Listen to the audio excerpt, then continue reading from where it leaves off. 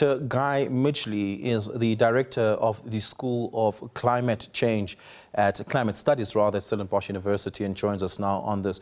Prof, good evening. Thank you so much for your time. Really do appreciate it. I want to start the conversation about the floods that we're seeing in the northeastern parts of the country, particularly in Limpopo. Now, these floods aren't just affecting South Africa. In fact, they're affecting our neighboring countries, Eswatini, Mozambique, as well as parts of Zimbabwe as well, affecting, of course, a population that spans over there to the northeastern parts of Southern Africa of 6.2 million people. That's quite extensive.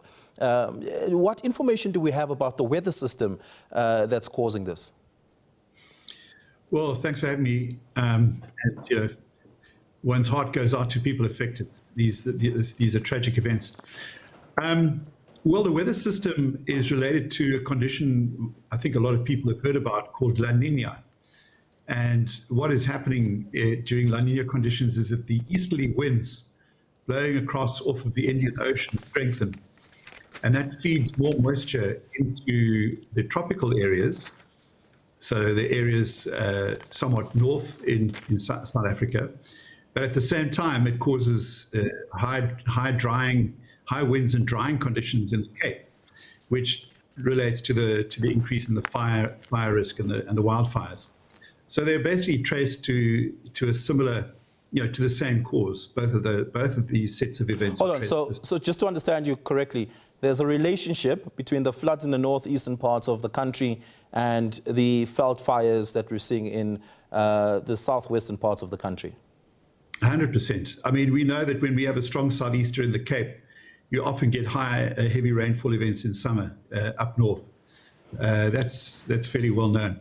But during the La Niña period of time, that gets really amplified, and we're seeing that now. That's what we're seeing. Is this La Niña event unusual at this time, and is its scale unusual? I wouldn't say it's unusual. We've only known about La Niña and El Niño for a few decades, so we're still learning about it. But what is a bit unusual is that the Indian Ocean is a lot warmer than it has been, and that's because of global warming. The oceans have absorbed about 90% of human-caused warming on the planet.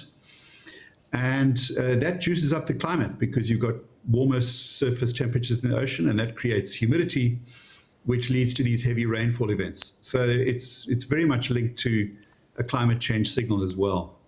Hold on. So there's a meteorological relationship between an El Niño and a La Niña event and global warming. Can you describe and explain to us that relationship? We don't know very well what it is, but it looks as though global warming is tending to worsen the extreme effects of both of these conditions. So during El Niño, we tend to get very dry conditions in southern and eastern Africa. And we're moving out of a La Niña phase now fairly soon into El Niño. So we should start seeing that towards the end of this year. So the very opposite sort of conditions. And then during La Niña, we get these wetter conditions. But no two El Niños and La Niñas are the same. There are other things affecting the climate. What happens around the southern Atlantic is important. What happens around the South Pole is important. There are lots of things that are pulling and pushing at our climate system. That's why it's so variable. I'm sorry to make this sound like your first year climate studies class, but what are the components that define for us each of these events, a La Niña and an El Niño? Oh, it's an excellent question. I would welcome you in my class. Well, in El Niño years, the easterly trade winds weaken, and so the moisture that would normally get fed into the summer rainfall area weakens, and the high pressure strengthens, and that reduces rainfall in South and East Africa. And then the opposite happens during La Niña. The tricky thing is that the Western Cape does the opposite sort of a thing. So in El Niño years, the Western Cape can get wetter than normal. And in La Niña years, it can get drier than normal. We often see that. And in fact, we've done quite a bit of work now trying to analyze these two extreme conditions. And we find that actually both El Niño and La Niña seem to be increasing wildfire risk in the Cape. So we've got some work that we are hoping to have published fairly soon on that. But it's a way of giving us an advance warning of several months, for example, to firefighters to get ready for the season to come. And we hope that we'll, from the climate school side, be able to help give more advanced warning of these events. It's very important because you're saving, as you said, 100 million in those droughts. The droughts the floods in 22, caused 50 billion in damage. So 100 million, it's a lot, but 50 billion is more. Yeah, it's pale in comparison. Just lastly, if the polarity of these events holds true, are you then saying that potentially the northeastern parts of the country could experience a drought at some point in this year?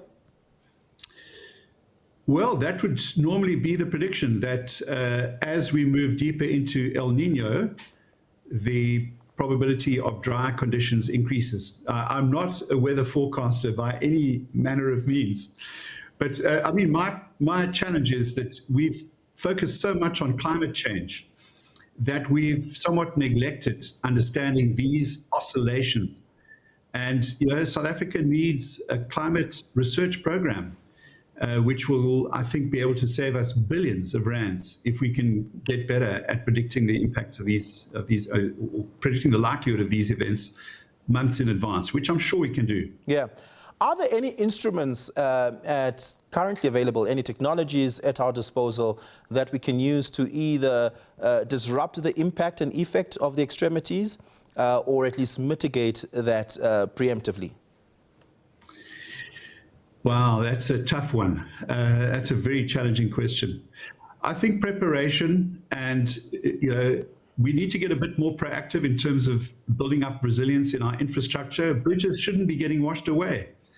If it happens when we build that bridge back, it should be built back more strongly to cope with future trends. That is a reality. So it's more about using these events, however horrible they are, to adapt better and build back better. That's essential, and that's where we should be spending a lot of money. There's a lot of jobs to be created there, and there are many, many other ways, myriad ways in which we can prepare ourselves better. Yeah. But at the bottom of it all is the ability to predict in advance allows you to prepare, and that can save you hundreds of millions. Yeah. Prof, we're going to have to leave it there. Thank you so much for your time and your insights. Really staggering stuff. I really do appreciate it. That's Professor Midgley, the Director of the School of Climate Studies at Stellenbosch University.